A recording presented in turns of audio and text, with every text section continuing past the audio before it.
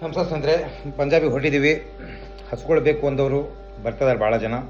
ಇನ್ನೂ ಭಾಳಷ್ಟು ಜನ ಬರಬೇಕು ಅಂತ ಆಸೆ ಇದೆ, ಬಟ್ ಬರ್ದಿಲ್ಲ.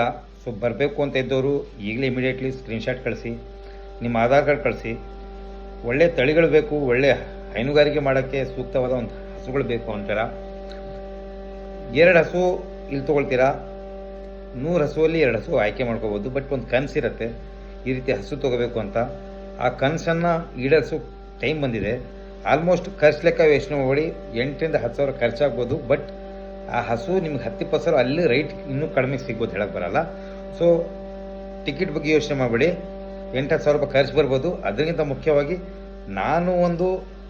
ನನ್ನ ಮನೆಗೆ ಒಂದು ಒಳ್ಳೆ ಕ್ವಾಲಿಟಿ ಹಸು ಹೋಗಬೇಕು, ಬ್ರೀಡ್ ಬೇಕು.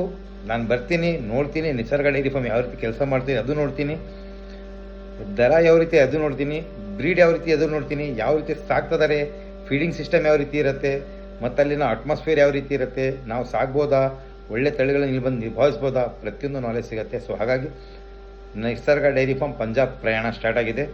ಬರೋರು ಇಮಿಡಿಯೇಟ್ಲಿ ನಂಬರ್ ಇದೆ, ಕಾಲ್ ಮಾಡ್ಕೊಳ್ಳಿ, ಸಂಪರ್ಕ ಮಾಡಿ. ಇಫ್ ಯು ಇಂಟ್ರೆಸ್ಟೆಡ್ ಬರಬೇಕು ಅಂತ ಇದ್ದವರು ಕಾಲ್ ಮಾಡ್ಕೊಂಡು ಬನ್ನಿ ಸ್ನೇಹಿತರೆ, ಕರ್ಕೊಂಡು ಹೋಗ್ತೀವಿ. ಒಳ್ಳೆ ತಳಿಗಳನ್ನ ಆಯ್ಕೆ ಮಾಡ್ಕೊಳ್ಳೋಣ. ಎಸ್ಪೆಷಲಿ ಒಳ್ಳೆ ಫಾರ್ಮನ್ನು ಡೆವಲಪ್ ಮಾಡಲಿಕ್ಕೆ ಕರ್ನಾಟಕ ಒಂದು ಉನ್ನತವಾದ ತಳಿ ಅಭಿವೃದ್ಧಿ ಪ್ರದೇಶ ಅಂತ ಒಂದು ಮಾಡುವಂಥ ಕನಸು ಇಟ್ಕೊಳ್ಳೋಣ. ಧನ್ಯವಾದಗಳು.